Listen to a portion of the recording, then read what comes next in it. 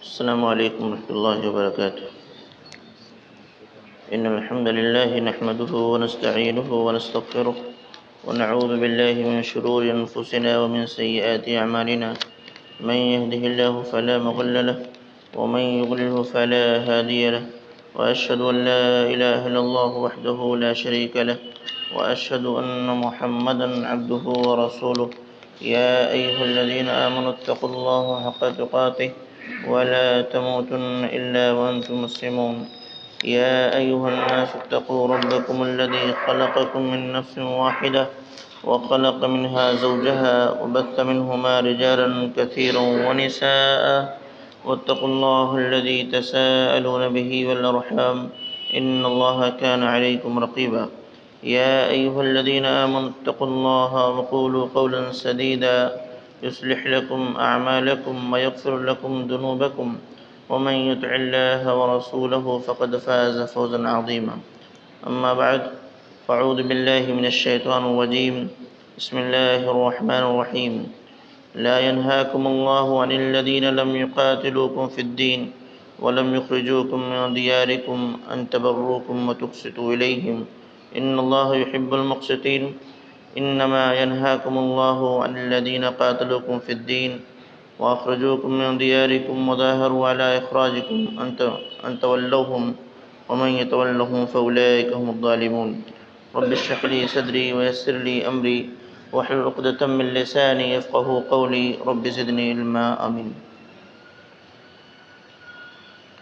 حمد و ثنا، کبریائی، بڑائی، تعریف و توصیف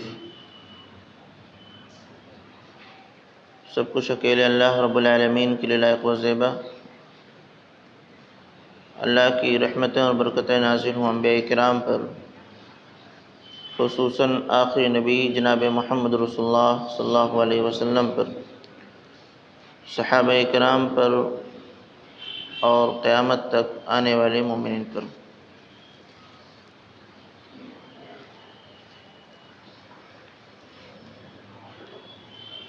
حضرات گرامی،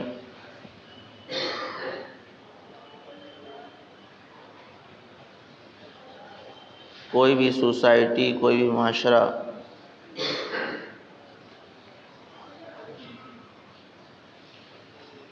بغیر اصول و ضوابط کے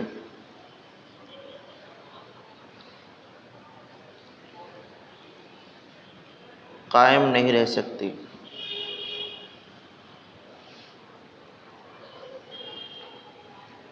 وہ سوسائٹی اور معاشرہ جہاں قانون نہ ہو،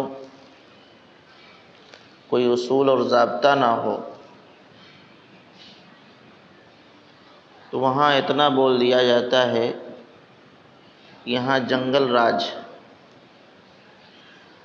اگر انسان ہے تو انسانیت کو باقی رکھنے کے لیے اصول و ضوابط کا ہونا ضروری ہے۔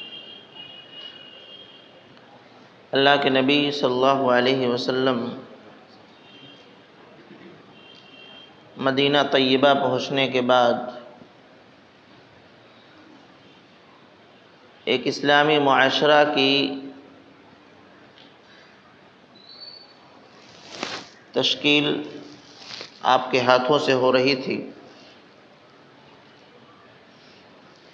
تو جو اہم چیزیں ایک اسلامی معاشرہ کی ہو سکتی ہیں،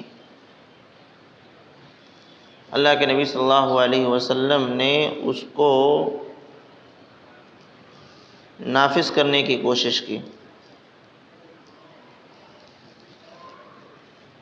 جیسا کہ اس سے پہلے تذکرہ ہو چکا ہے کہ اسلامی معاشرہ کے لیے مسجد کا ہونا ضروری، مسجد کی تعمیر بھی ہو اور مسجد کی آبادی بھی ہونی چاہیے، مسجد کو آباد بھی کرنا ہے۔ دوسری چیز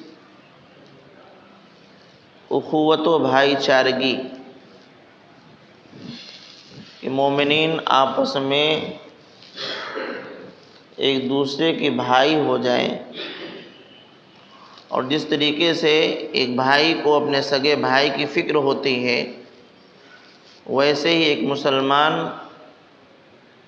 اپنے دوسرے مسلمان بھائی کی فکر کرنے لگے، اس کے لیے نبی کریم صلی اللہ علیہ وسلم نے مواخات اور بھائی چارگی کو قائم کیا تھا۔ ایک تیسری چیز ہے کہ باہم کچھ ایسے معاہدے ہو جائیں، کچھ ایسا عہد و پیمان ہو جائے جس کی وجہ سے یہ اسلامی معاشرہ امن و امان والا رہے، اس میں فساد و بگاڑ نہ آنے پائے۔ مسجد کی تعمیر سے معاشرے کی اصلاح ہوگی، مسلمانوں کے درمیان اخوت قائم کرنے سے معاشرے کی ترقی ہوگی، لیکن یہ بھی تو ہو سکتا ہے کہ اسی معاشرے میں چند لوگ ایسے نکلیں جو گزشتہ چیزوں کا خیال نہ کریں، منمانی کرنے لگیں، ایک دوسرے کے حقوق کی رعایت نہ کریں، تو پھر اسلامی معاشرہ اسلامی نہیں رہ جائے گا، امن و امان والا نہیں رہ جائے گا، اس میں فساد آ جائے گا، بگاڑ آ جائے گا۔ اس لیے اب کچھ ایسے عہد و پیمان ہو جائیں جس کی وجہ سے یہ جو امن و امان قائم ہو گیا ہے یا معاشرہ اسلامی بن گیا ہے، تو یہ امن و امان یا اسلامیت اس کی ضائع نہ ہونے پائے، ختم نہ ہونے پائے۔ اللہ کے نبی صلی اللہ علیہ وسلم نے اسی لیے چند عہد و پیمان کیے۔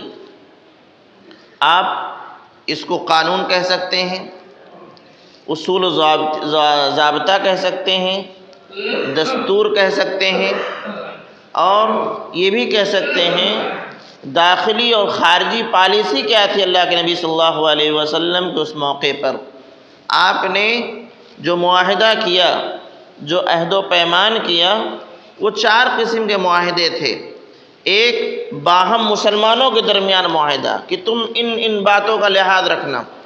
دوسرا معاہدہ تھا مشرکین کے متعلق، مشرکین مکہ کے متعلق کہ ان کے ساتھ کیسے برتاؤ ہونا چاہیے۔ تیسرا معاہدہ تھا جو مدینہ کے اطراف میں یہودی آباد تھے، ان سے مسلمانوں کا کیا تعلق ہونا چاہیے۔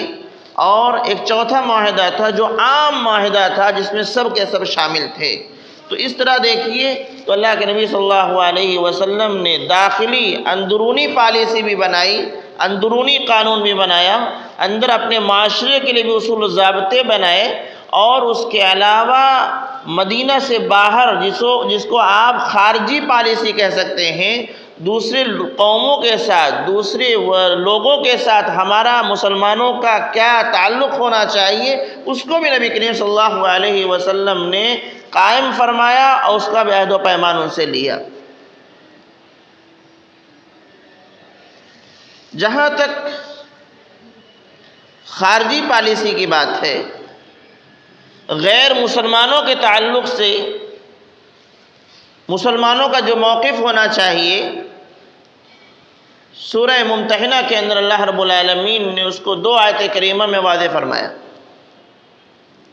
لا ينهاكم الله عن الذين لم يقاتلوكم في الدين ولم يخرجوكم من دياركم ان تبروهم وتقسطوا اليهم ان اللہ يحب المقسطین۔ یہ ایسی آیت کریمہ ہے جو ہمیشہ مسلمانوں کے لیے جب خارجہ پالیسی یا غیر قوموں سے ہمارا تعلق اور موقف جب متعین کیا جائے گا کہ ہمارا ان سے کیسا تعلق ہونا چاہیے، تو یہی 2 آیت کریمہ ہم کو سب سے پہلے رہنمائی کرتی ہیں کہ آپ کو غیروں کے ساتھ کیا کرنا ہے۔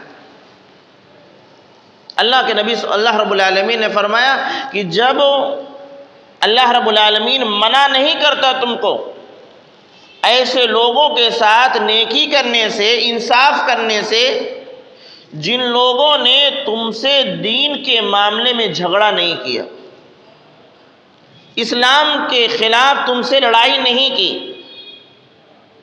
اور تم کو تمہارے گھروں سے نہیں نکالا، یعنی ہجرت پر مجبور نہیں کیا، تو ایسے لوگوں سے اور دوسری آیت کریمہ میں ہے یا نکلنے میں مدد نہیں کی، کہ دوسرے لوگ نکالنے پہ تیار ہیں، گھر سے، شہر سے، وطن سے ہجرت کو مجبور کر رہے ہیں، اور وہ دوسرے لوگ تعاون کر رہے ہیں، تو اگر تعاون بھی نہیں کر رہے ہیں، گھر سے نکال بھی نہیں رہے ہیں، تمہارے خلاف لڑ بھی نہیں رہے ہیں، تو ایسے لوگوں کے ساتھ تم کو اللہ رب العالمین بھلائی کرنے سے نہیں روکتا، انصاف قائم کرنے سے نہیں روکتا۔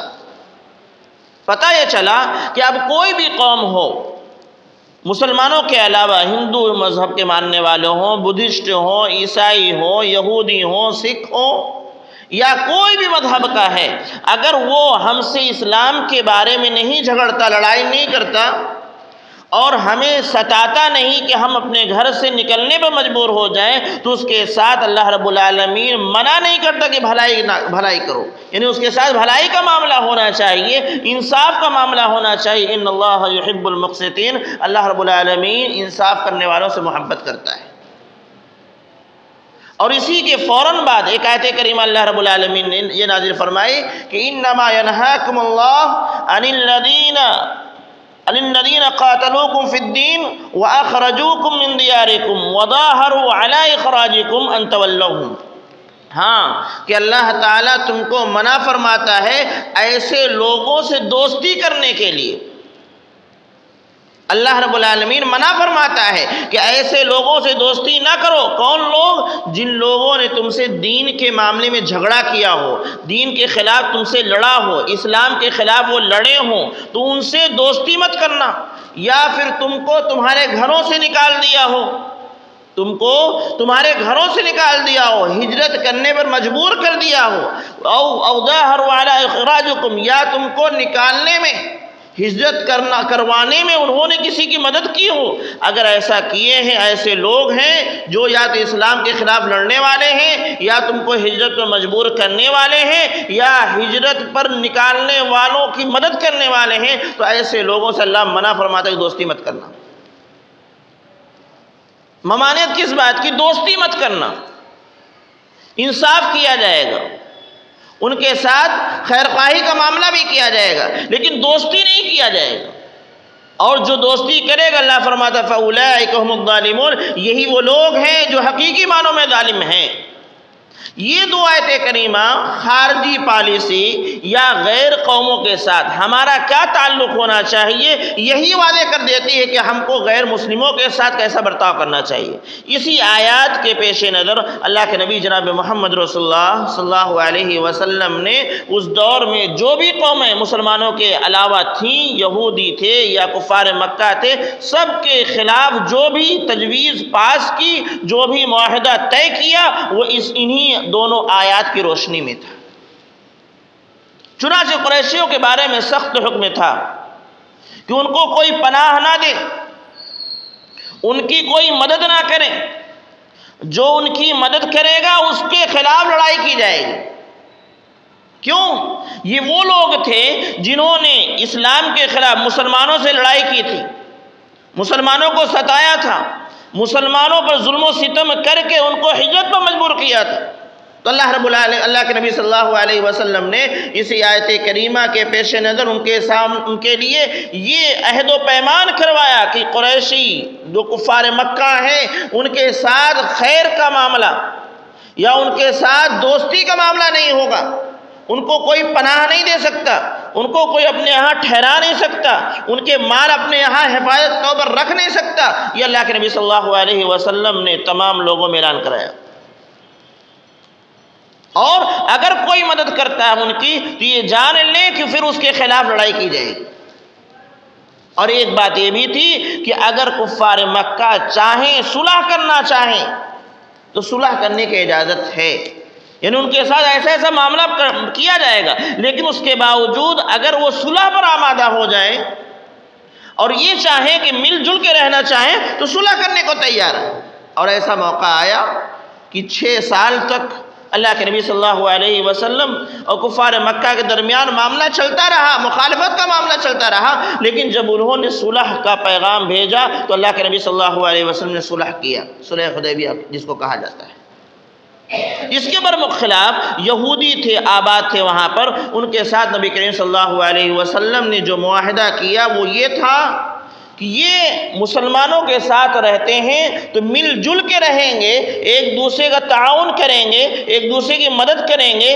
اگر کوئی شخص اگر کسی پر حملہ کرتا ہے، مسلمانوں پر حملہ کیا، تو یہودیوں کا فرض بنتا ہے کہ مسلمانوں کی مدد کریں، اور اگر یہودیوں پہ کوئی حملہ کرتا ہے تو مسلمانوں کا فرض بنتا ہے کہ ان کی مدد کریں۔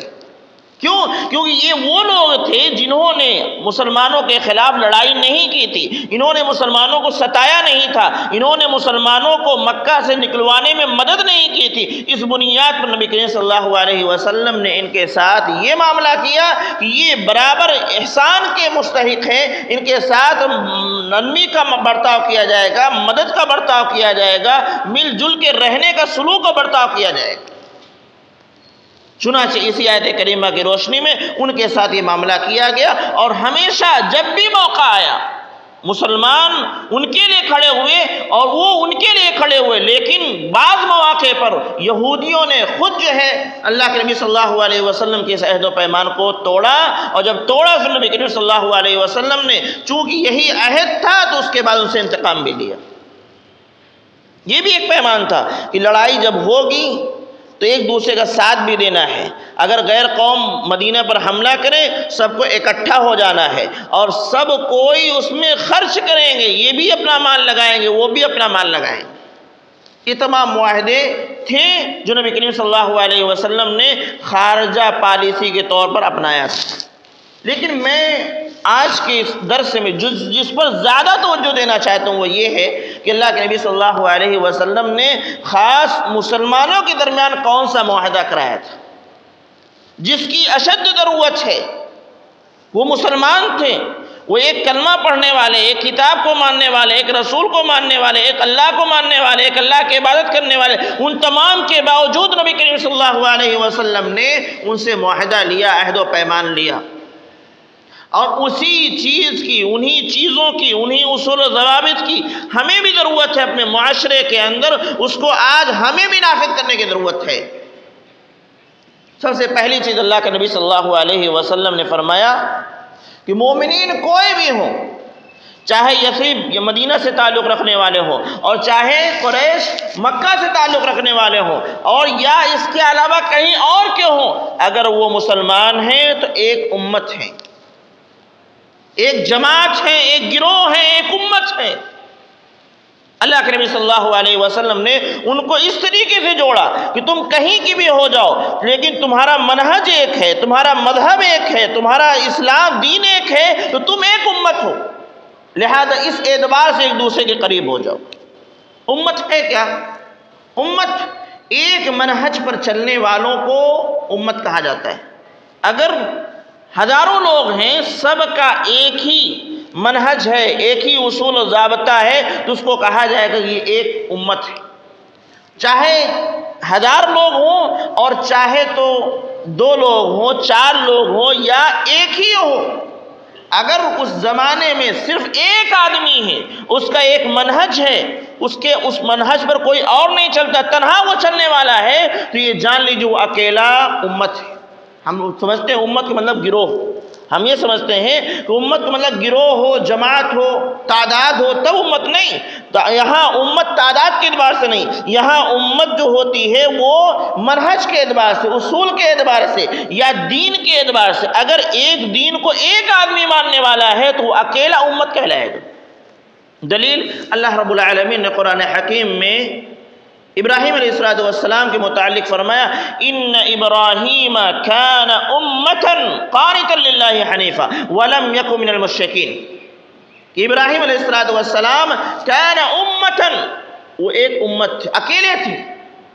ان ابراہیم کان امتا، ابراہیم علیہ السلام ایک امت تھے، قانتا للہ، اللہ کے سامنے رکوع سجود کرنے والے تھے، اطاعت گزار تھے، اور حنیفہ، اور وہ حنیف تھے، تمام معبودان باطلہ سے کٹ کر کے اکیلے اللہ کے ہونے والے تھے۔ ولم یکن من المشرکین، اور وہ مشرکوں میں سے نہیں تھے۔ اس آیت کریمہ میں عبداللہ بن عباس رضی اللہ تعالی عنہ اس کی تفسیر بیان فرماتے ہیں، اس زمانے میں ابراہیم علیہ السلام تنہا تھے، لیکن چونکہ ایک مذہب کے ماننے والے وہ تنہا تھے، ان کے ساتھ کوئی اور نہیں تھا، اس کے باوجود وہ امت تھے۔ اب اس سے یہ پتہ چلتا ہے کہ آدمی کو یہ نہیں دیکھنا چاہیے کہ تعداد کتنی، آدمی کو یہ دیکھنی چاہیے کہ جو ہے اصول و ضوابط جو ہے، جس منہج پر وہ چل رہا ہے، جس دین کو وہ اپنائے ہوئے ہے، اس کی حقیقت کیا ہے۔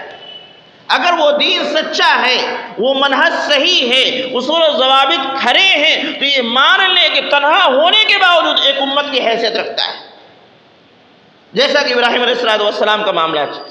اور آج لوگ عجیب عجیب سوچ رکھتے ہیں کہ تعداد کے اعتبار سے شمار کرتے کون کتنا ہے کون کتنا نہیں، تعداد کے اعتبار سے فیصلہ نہیں ہوتا، بلکہ فیصلہ جو ہوگا اس منہج کی، اس مذہب کی، اس دین کی سچائی کیا ہے، اس کے اعتبار سے فیصلہ ہوگا۔ اگر آدمی ایک ہے اور سچے مذہب کو اپنائے ہوئے ہیں تو وہ حق پر ہیں، جیسا کہ ابراہیم علیہ السلام کا معاملہ ہے۔ اور اگر کروڑوں کی تعداد میں ہیں اور وہ غلط منہج کو اپنائے، غلط مسلک کو اپنائے، غلط مذہب کو اپنائے، غلط دین کو اپنائے، تو وہ حق پر نہیں ہو سکتے۔ حق یہ تعداد کے اعتبار سے نہیں، بلکہ یہ حق کس اعتبار سے، منہج جو صحیح ہوگا تو وہ حق پر ہے۔ اور یہ بھی اللہ کے نبی صلی اللہ علیہ وسلم نے یہاں درس دیا کہ اگر مسلمانوں کو جمع کیا جائے گا تو امت کے نام پر جمع کیا جائے گا، علاقے کے اعتبار سے نہیں کہ فلاں علاقے کا رہنے والا اس لیے وہ وہاں اس کے محبت کرنے لگ جائے، وہ فلاں علاقے کا رہنے والا، وہ فلاں علاقے، اس کی دعوت نہیں دی اللہ کے نبی صلی اللہ علیہ وسلم۔ اللہ کے نبی نے یہ دعوت دی کہ مسلمان جہاں بھی ہے وہ ایک امت ہے، اور جب ایک امت ہے تو ہر مسلمان کو دوسرے مسلمان سے تعلق ہونا چاہیے۔ اللہ کے نبی صلی اللہ علیہ وسلم کی حدیث ہے کہ مومن کی مثال ایک جسم کے مانند ہے، مومن کی مثال ایک جسم کے مانند ہے، اگر جسم کے کسی ایک عضو کو تکلیف ہوتی ہے تو تمام پورا جسم بے قرار ہو جاتا ہے۔ اسی طریقے سے مسلمان کہیں بھی ہے، اگر مسلمان کو تکلیف ہوئی تو تمام مسلمانوں کو بے قرار ہو جانا چاہیے، اور ہوتے ہیں۔ اور فلسطین میں یا دوسرے علاقوں میں اگر ایک مسلمان کو تکلیف ہوتی ہے تو سارے مسلمان تکلیف محسوس کرتے، کیوں؟ اس وجہ سے وہ ایک امت ہے، ایک منہج پر چلنے والے ہیں، ایک دین پہ چلنے والے۔ تو اللہ کے نبی صلی اللہ علیہ وسلم نے سب سے پہلا معاہدہ مسلمانوں کے درمیان یہ عہد و پیمان لیا کہ آج کے بعد سے تم اپنے آپ کو ایک امت سمجھو، کوئی یہ نہ کہے کہ میں فلاں علاقے کا، میں فلاں علاقے کا، میں فلاں علاقے کا، میں فلاں خاندان کا، یہ تمام چیزیں ہٹاؤ، اب یہاں ایک دین پر تم آ گئے، اس لیے ایک امت ہو گئے، اور امت ہونے کی حیثیت سے ایک دوسرے کا تعلق ہونا چاہیے۔ آج ہمارے معاشرے میں ایسا نہیں، ہمارے معاشرے میں ایسا نہیں، ہم کسی اور کے اعتبار سے سوچتے ہیں، ہم علاقائیت کو پروان چڑھاتے ہیں، ہم فلاں علاقے کے رہنے والے، وہ فلاں علاقے کے رہنے والے، وہ فلاں برادری کے رہنے والے، اس کے اعتبار سے ہم درد محسوس کرتے ہیں۔ اللہ کے نبی صلی اللہ علیہ وسلم نے منہج کے اعتبار سے، دین کے اعتبار سے ایک امت قرار دیا ہے۔ اب جہاں بھی ایک منہج کے لوگ ہوں گے وہ ایک امت قرار پائیں گے۔ دوسری بات، اللہ کے نبی صلی اللہ علیہ وسلم نے یہ فرمایا کہ ابھی تک مسلمان، مدینہ کے مسلمان اور مکہ کے مسلمان جس حالت پہ تھے، ان کی جو اپنی چیزیں تھیں، جو ان کا رتبہ تھا یا جو ان کا عہدہ تھا، جو کچھ بھی تھا وہ برقرار۔ لیکن یاد رہے کہ اب تمام مسلمانوں کو مل کر کے ایک دوسرے کا تعاون کرنا ہے۔ تعاون اس دور میں سب سے بڑا تعاون کیا تھا کہ اگر کسی کا آدمی گرفتار ہو گیا، قیدی ہو گیا، تو اس کو چھڑانے کے لیے تاوان دیا جاتا تھا، فدیہ جس کو کہا جاتا ہے وہ دیا جاتا تھا۔ اور کسی ایک انسان کو چھڑانے کے لیے فدیہ معاملے نہیں ہوتی، بہت بڑی قیمت لگائی جاتی، جو کسی ایک آدمی کے بس کی بات نہیں۔ تو اللہ کے نبی صلی اللہ علیہ وسلم نے فرمایا کہ تم لوگ اپنی اپنی جگہ پر باقی ہو، لیکن ہر شخص ایک دوسرے مسلمان کی مدد کرے فدیے کے معاملے میں۔ کہ اگر کسی خاندان کا کوئی بھائی کہیں گرفتار ہو گیا ہے اور وہاں سے فدیہ کا مطالبہ کیا جا رہا ہے، تو سب کے سب لوگ مل کر کے اس کا تعاون کریں، فدیہ کی رقم جمع کریں۔ ایک دوسری چیز، اگر کسی نے کسی دوسری قوم کے لوگوں کو قتل کر ڈالا تو اس کے عوض دیت دی جاتی تھی. دیت ایک انسان کی دیت 100 اونٹ قرار پائی تھی اللہ کے نبی صلی اللہ علیہ وسلم کے زمانے میں. تو اب ایک آدمی سے 100 اونٹ کا مطالبہ کرنا یا وہ 100 اونٹ کی ادائیگی کر لے جائے یہ مشکل کام تھا. تو اللہ کے نبی صلی اللہ علیہ وسلم نے ان کے درمیان یہ معاہدہ کرایا کہ اس طرح کی نوبت آئی تو سب کے سب لوگ مل کر کے دیت کی ادائیگی کریں گے، 100 اونٹ کا انتظام کریں گے. تیسری بات، اللہ کے نبی صلی اللہ علیہ وسلم فرمایا کہ کسی بھی مومن کو یوں ہی بے سہارا نہیں چھوڑا جائے گا. کسی بھی قبیلے کا رہنے والا ہو، کسی بھی علاقے کا رہنے والا ہو، اس کو بے سہارا نہیں چھوڑا جائے گا. کبھی کبھی انسان قرض کے بوجھ تلے دب جاتا ہے، بہت زیادہ قرض ہے، اب اس کی وجہ سے اس کو ستایا جاتا ہے، پریشان کیا جاتا ہے. یا آدمی کثیر الاولاد ہے، اولاد کی کثرت ہے، پرورش نہیں کر پا رہا ہے، تو اللہ کے نبی صلی اللہ علیہ وسلم فرمایا کہ ایسے مومن بھائی کو مفرح نہیں چھوڑا جائے گا، بے سہارا نہیں چھوڑا جائے گا، بلکہ اس کی معاونت کی جائے گی، اس کے قرض کی ادائیگی کرائی جائے گی، اس کے اہل و عیال کی تربیت پرورش اور جو ہے ان کے تعلیم و تعلم کا انتظام کیا جائے گا. یہ 3 اہم چیز تھیں جو دوسرے شرک میں آئیں کہ مسلمان آپس میں اپنے اپنے جو انہوں نے کمایا وہ ہے اپنا قائم ہے، لیکن جب کبھی فدیہ کی بات آئے تو فدیہ دینا پڑے گا، جب دیت کی بات آئے تو دیت دینا پڑے گا، اور کسی بھی مسلمان بھائی کو بے سہارا نہیں چھوڑا جائے گا. آپ سوچو، یہ بہت اہم چیز ہے. آپ سوچتے ہیں کہ قتل کوئی کرے، جرم کوئی کرے، اور اس کا جرمانہ ادا کرنے کے لیے سب لوگ مل کے ادا کریں. غلطی ایک کی ہے اور اس کی سزا پوری قوم بھگتے، یہ کیا ماجرا ہے؟ اگر آپ اس میں غور کریں کہ اسلام کی ایک بہت بڑی حکمت ہے، اس میں امن و امان کو باقی رکھنے میں ایک بہت بڑی حکمت ہے. یہ کیا کہ جب ہمیں پتہ ہے کہ اگر یہ شخص قتل کرے گا، جرم کرے گا تو ہم کو بھی دینا پڑے گا، تو ہم بڑھ کر کے اول تو ہم خود جو ہے غلط کام نہیں کریں گے، قتل نہیں کریں گے کسی کا، اور اگر ہمارا کوئی بھائی قتل کرنے کی کوشش کرے گا تو ہم اس کو روکنے کی کوشش کریں گے، کیونکہ اس کی سزا میں تمام کے تمام لوگ شریک ہو جائیں گے. مثلا اگر کہہ دیا جائے کہ کسی علاقے میں چوری ہوئی تو تمام محلے والوں سے بھروایا جائے گا، تو تمام محلے والے مل کر کے لوگ اپنے گھر کی کم غیروں کے گھر کی زیادہ حفاظت کریں گے. اب جب ایسا ہوگا تو معاشرے میں امن ہوگا، امن و امان قائم ہوگا. اور جب یہ معاملہ ہو جائے بھائی اپنا اپنا، تم اپنا نپٹو ہم اپنا نپٹے، غلطی اس کی ہے وہ جانے، اگر یہ چیز آئے گی تو ظاہر سے ہم تو بچ سکتے ہیں، لیکن اگر وہ بھائی کسی وجہ سے اپنے جذبات پر قابو نہیں رکھ سکا اور ایک غلط کام کے لیے قدم بڑھا دیا تو وہ ہم تو بچ جائیں گے لیکن وہ نہیں بچے گا. اور جب معاشرے میں ایک جرم ہوگا تو جس وقت جرم ہوگا اس وقت سے امن و امان میں دراڑ آنا شروع ہو جائے گا. تو یہ حکمت تھی کہ اللہ کے نبی صلی اللہ علیہ وسلم نے دیت کا معاملہ ایسا قائم فرمایا کہ دیت ایک شخص سے نہیں کہ جو جرم کرے اسی کو، بلکہ ہر شخص کو تمام لوگوں کو مل کر ادا کرنا ہے تاکہ امن و امان قائم رہے اور مسلمانوں کی مدد بھی ہو جائے. ایک دوسری چیز جو اللہ کے نبی صلی اللہ علیہ وسلم نے فرمایا کہ بے سہارا نہیں چھوڑنا ہے، اپنے مسلمان بھائی کو بے سہارا نہیں چھوڑنا ہے. اب سوچو کتنی بڑی بات ہے، آج کتنے لوگ ہیں قرض کے بوجھ تلے دبے ہوئے.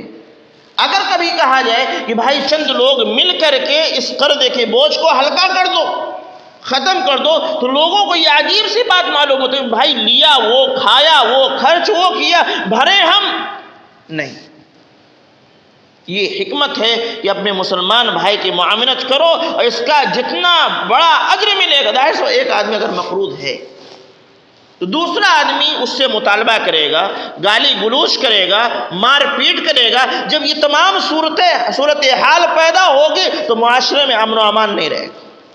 یہ ضرورت ہے کہ اس طرح کی چیزوں کو اپنے معاشرے میں رائج کیا جائے کہ چند لوگ مل کر کے سوچے فکر کریں. اور پچھلی بات اگر یاد ہو کہ اللہ کے نبی صلی اللہ علیہ وسلم نے مواخات قائم کیا تو ایک بڑی حکمت ہے کہ ایک جس طریقے سے ہم اپنے سگے بھائی کے لیے فکر مند ہوتے ہیں کہ اس سے کوئی غلطی نہ ہونے پائے، اس کا کوئی نقصان نہ ہونے پائے، یہ ترقی کرتا رہے. جو سوچ اپنے سگے بھائی کے لیے ہوتی ہے وہی سوچ اپنے مومن بھائی کے لیے ہونے لگے تو انشاءاللہ معاشرہ بھی ترقی کرے گا، مسلمان بھی ترقی کرے گا اور اسلامی معاشرہ میں امن و امان آئے گا.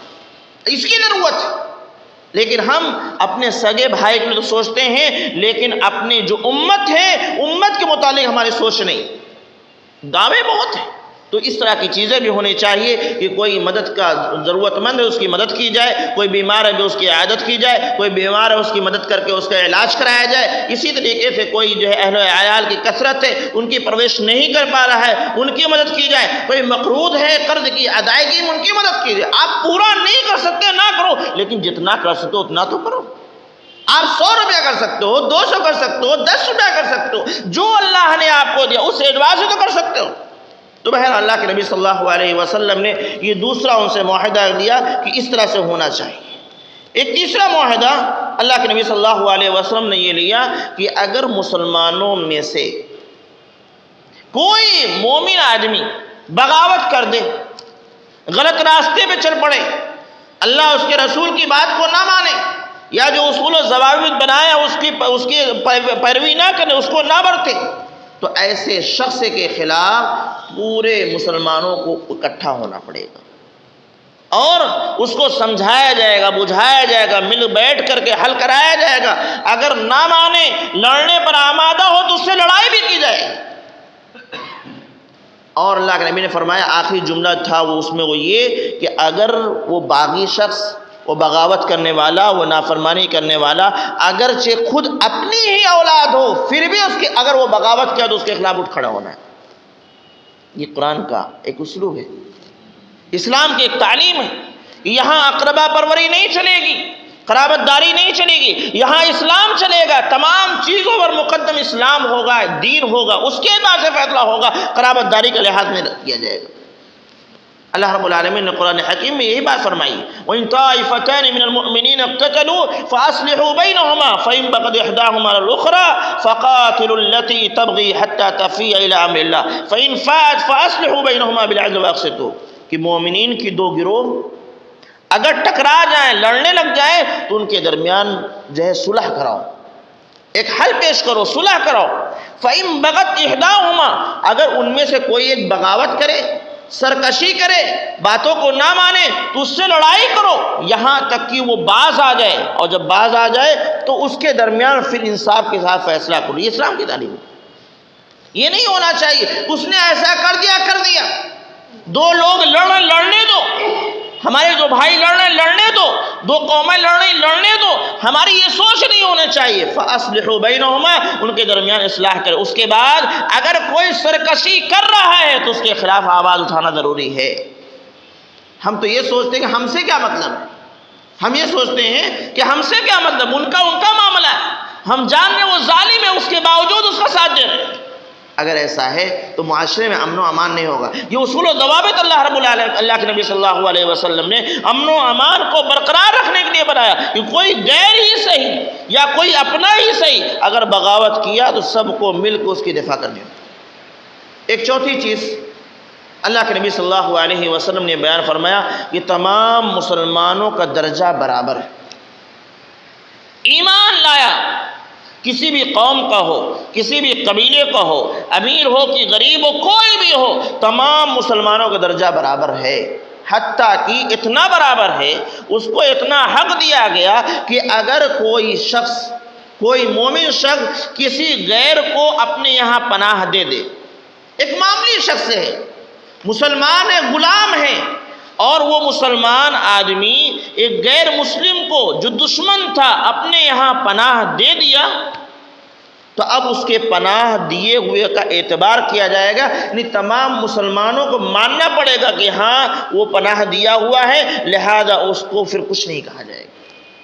یہ کوئی ضروری نہیں کہ بادشاہ پناہ دے تبھی، حاکم وقت پناہ دے تبھی، امیر پناہ دے تبھی، یا کوئی بڑے رتبے پر فائد ہے وہی پناہ دے تبھی ہو سکتا نہیں۔ شریعت نے کہا کہ تتکافؤ دماؤہم، ان کے تمام مسلمان برابر کے ہیں، ان کا خون برابر ہے اور ان کا رتبہ برابر ہے، اور یہاں تک کہ اگر ان میں سے کوئی شخص کسی کو اپنے یہاں پناہ دے دے تو پھر جو ہے بادشاہ وقت بھی اس کے پناہ کو توڑ نہیں سکتا۔ یہ رتبہ ہے مسلمان کا، اور اسلامی شریعت کے علاوہ اس کو آپ کہیں نہیں پائیں گے۔ بخاری کی روایت، اللہ کے نبی صلی اللہ علیہ وسلم نے فرمایا تتکافؤ دماؤہم وانفسہم واموالہم، کہ ان کے جو ہے نفس، ان کی جان، ان کے خون سب برابر کے درجے میں ہے، اور اگر ان کا کوئی مقابل ہے تو سب کو مل کر کے اس کی دفاع کرنی ہوگی، اور اگر کسی نے کسی کو پناہ دے دیا ہے تو ادنا درجے کا شخص اگر پناہ دیا ہے تو اس کی بات کو مانا جائے گا، اس کے پناہ دینے کا اعتبار کیا جائے گا۔ اس کی پناہ دینے کی وجہ سے اس دشمن کے ساتھ بادشاہ بھی کچھ نہیں کر سکتا کہ اس نے پناہ دے رکھا ہے۔ اور ایک بات اللہ کے نبی صلی اللہ علیہ وسلم نے فرمائی جو مسلمانوں سے معاہدے میں تھی، یہودیوں سے ہمارا برتاؤ کیسا ہونا چاہیے، وہ یہ کہ اگر مومنین کے ساتھ وہ اچھا سلوک کرتے ہیں، اگر مومنین کے ساتھ وہ اچھا سلوک کرتے ہیں تو اس صورت میں ان کے ساتھ نصرت کا، مدد کا معاملہ کیا جائے گا، ان کی تعاون کی جائے گی۔ ہاں لیکن اگر وہ ظلم کرنے لگ جائیں تو پھر ان کے خلاف آواز اٹھائی جائے گی۔ اگر ہمارے معاشرے میں ہے تو ان کے ساتھ ظلم نہیں ہوگا، ان کے خلاف آواز نہیں اٹھائی جائے گی، ان کو برا بھلا نہیں کہا جائے گا، لیکن اگر انہوں نے خود ظلم کیا تو پھر جس طریقے سے ایک مومن آدمی ظلم کرے تو اس کے ہاتھ کو روکا جائے گا، اسی طریقے سے ان کے ساتھ بھی یہ معاملہ کیا جائے گا۔ یہ چند باتیں اللہ کے نبی صلی اللہ علیہ وسلم نے مومنین سے آپس میں معاہدہ کرایا کہ مومنین آپس میں ایک امت کی حیثیت رکھتے ہیں، لہذا ایک ہو کہ کئی ہوں، کئی علاقے کے ہوں یا ایک علاقے کو ہوں، سب ایک امت ہے، مذہب اسلام کے ماننے والے ہیں، تو وہ امت اسلامی امت ہوگی، اور اس کے ساتھ تمام مسلمانوں کا باہمی معاملہ ایسا ہونا چاہیے کہ ایک دوسرے کا تعاون کریں، ان کو تنہا نہ چھوڑیں، دیت کا معاملہ ہے تو دیت میں مدد کریں، قرض کا معاملہ ہے قرض میں مدد کریں، بیماری کا معاملہ ہے بیماری میں مدد کریں، اسی طریقے سے فدیہ کا معاملہ ہو تو فدیہ میں مدد کریں۔ اور آگے اللہ کے نبی صلی اللہ علیہ وسلم نے ایک معاہدہ یہ فرمایا کہ تمام کا رتبہ برابر ہے، لہذا ہر ایک کے رتبے کا لحاظ رکھا جائے گا۔ اور ایک بات یہ کہ اگر کوئی شخص بغاوت کرے تو اس کے بغاوت کو کچلنے میں تمام مسلمانوں کو مل کر کے مدد کرنی ہوگی، گرچہ باغی شخص ان کا اپنا ہوگا۔ اور آخری بات جو اللہ کے نبی صلی اللہ علیہ وسلم کی یہودیوں کے ساتھ جو وہیں آباد تھے وہ یہ کہ ان کے ساتھ بہترین برتاؤ کیا جائے، حسن سلوک کا برتاؤ کیا جائے جب تک کہ وہ ظلم نہ کرنے لگے۔ اب سوچو اگر اس طریقے کی تعلیم پر عمل کیا جائے، ان تمام 5 باتوں پر صرف عمل کیا جائے، تو آپ کیا سمجھتے ہیں کہ ہمارا معاشرہ اسلامی معاشرہ کیوں نہیں بن جائے گا؟ یہاں امن و امان کیوں نہیں ہو جائے گا؟ آج انہی باتوں کی کمی ہے، آج انہی باتوں کی کمی ہے جس کی وجہ سے لوگ ایک معاشرے میں جو رہے سب کے سب مسلمان ہیں، وہاں مسجد بھی ہے، سب کچھ ہے، لیکن چونکہ یہ باتیں نہیں ہیں، یہ تعلیمات نہیں ہیں، یہ آپس میں عہد و پیمان نہیں ہے، اس لیے ہر شخص سے پریشان ہے، چاہے امیر ہو کہ غریب ہو، چاہے مالدار ہو چاہے جو ہو، تمام کے تمام لوگ پریشان ہیں۔ یعنی اسلامی معاشرہ بن ہی نہیں پا رہا ہے، معاشرے میں مسلمان تو آباد ہے لیکن اسلامی معاشرہ نہیں ہونے پا رہا ہے۔ ایک بات اور آخری بات اللہ کے نبی صلی اللہ علیہ وسلم نے فرمایا تھا، ایک عام معاہدہ کیا تھا، وہ یہ تھا کہ اگر مدینے کے اندر کوئی جھگڑا ہو جائے، کوئی اختلاف ہو جائے، چاہے مسلمانوں کے درمیان چاہے یہودیوں کے درمیان کسی کا بھی کوئی معاملہ ہو، تو اس کا حل کرانا ہے تو اللہ کے نبی صلی اللہ علیہ وسلم کے پاس فردوہ الی اللہ ورسول اللہ، اس کو لوٹانا ہوگا اللہ کی طرف اور اللہ کے رسول کی طرف۔ جھگڑا ہوا تو اس کا فیصلہ ایک ہی عدالت ہے، کون سا؟ اللہ اس کے رسول کی عدالت ہے۔ چاہے جیسا جھگڑا ہو، چاہے جیسا جھگڑا ہو، اختلاف ہوا اس کا حل ایک ہی ہے کہ اس کو اللہ اس کے رسول کے دربار میں پیش کیا جائے۔ اللہ کے نبی صلی اللہ علیہ وسلم اس معاشرے کی بات جہاں یہودی بھی آباد تھے، وہاں بھی یہ بات کہ اگر ان کا بھی جھگڑا ہوا تو فیصلہ اگر مانا جائے گا تو اللہ کے نبی صلی اللہ علیہ وسلم کا اور اللہ رب العالمین کے قرآن حکیم اور احادیث رسول کی روشنی میں اس کا فیصلہ کیا جائے گا۔ امت میں اختلاف ہے، اختلاف کا حل جو اس وقت تھا کہ اختلاف ہوگا تو اللہ اس کے رسول حل کریں گے، آج بھی اگر امت میں اختلاف ہے اس کا بھی حل یہی ہے کہ اللہ اس کے رسول کے دربار میں پیش کر دو۔ جو اللہ کے اور اس کے رسول فیصلہ دے دے وہی حق ہے، اسی کو مان لو، پھر اپنا اپنا لے کے مت بیٹھو، اپنی انانیت کا مسئلہ مت بناؤ، اپنا ذاتی معاملہ نہ بناؤ، اپنا خاندانی معاملہ نہ بناؤ، اپنا مسلکی معاملہ نہ بناؤ۔ کوئی بھی اختلاف ہے اس کو اللہ اس کے رسول کے دربار میں پیش کرو۔ کیا اللہ اس کے رسول کے دربار؟ اللہ کا دربار قرآن کریم، اللہ کا رسول دربار احادیث رسول، یہ دونوں مل کر کے جو بھی فیصلہ دے دے اس کو مان لو، بس یہی ایک راستہ ہے اختلاف کا۔ ہر شخص پریشان ہے، اختلاف ہے، امت منتشر ہے، لوگ کہتے ہیں کہ کیا کریں، مسلمان مارے جا رہے ہیں، کاٹے جا رہے ہیں، سب کچھ ہو رہا ہے، وجہ مسلمان متحد نہیں، مسلمانوں میں اتحاد نہیں، وہ آپس میں لڑتے ہیں، وہ مسلک کے بارے میں لڑتے ہیں، وہ منہج کے بارے میں لڑتے ہیں، اتنا تک تو لوگ کہتے ہیں، لیکن حل کیا ہے؟ وہ کہتے ہیں سب لوگ مل جل کر وہ اپنا کریں، ایسا نہیں ہوتا۔ اختلاف ہے تو حل کی صورت وہ نہیں جو آپ بتا رہے ہو کہ اپنا کرتے جاؤ، یہ تو کفار مکہ نے بھی دعویٰ کیا تھا، اللہ کے نبی صلی اللہ علیہ وسلم کے سامنے یہ پیشکش کی تھی، جب دیکھا باز نہیں آ رہے ہیں اللہ کے نبی صلی اللہ علیہ وسلم اور یہ دعوت حق کا رک نہیں رہی ہے، تو انہوں نے پیشکش کی تھی کہ اے محمد صلی اللہ علیہ وسلم، ایک سال تم ہمارے معبودوں کی عبادت کرو، ایک سال ہم تمہارے معبود کی عبادت کریں۔ سورہ کافرون پڑھیے، قل یا ایھا الکافرون لا اعبد ما تعبدون، اے نبی آپ فرما دیا کافروں میں ان چیزوں کی عبادت نہیں کر سکتا جن کی تم کرتے ہو، اور تم ان کی عبادت نہیں کر سکتے جن کی میں کرتا ہوں، یہ اللہ رب العالمین نے فرمایا قرآن حکیم میں سے۔ تو یہ پیشکش کفار مکہ کی تھی کہ تم اپنے دین پر، ہم اپنے دین پر، تم ہمارا کر لو، تو یہ سمجھوتا نہیں۔ اختلاف کا حل صرف یہ ہے فردوہ الی اللہ والرسول، کہ اس کو اللہ اس کے رسول کی طرف لوٹا دو۔ اللہ تعالیٰ ہمیں کہنے سننے عمل کی توفیق دے، ہم تمام کو کتاب و سنت کے مطابق زندگی گزارنے والا بنائے۔ الہ ہمیں ان تمام باتوں پر ہمیں عمل کرنے کی توفیق دے، خاص طور سے اخوت کے معاملے میں، بھائی چارگی کے معاملے میں، ایک دوسرے کے تعاون کے سلسلے میں ایک فکر ہمارے اندر پیدا فرما۔ الہ العالمین ہم تمام کو ایک امت بنا، ایک منہج پر چلنے والا بنا، متحد فرما، تمام مسلمانوں کے غموں کو دور فرما، ان کو جو ہے تکلیفوں سے، پریشانیوں سے، ظلم و ستم سے نجات دلا۔ آمین تقبل رب العالمین۔ السلام علیکم و رحمۃ اللہ وبرکاتہ۔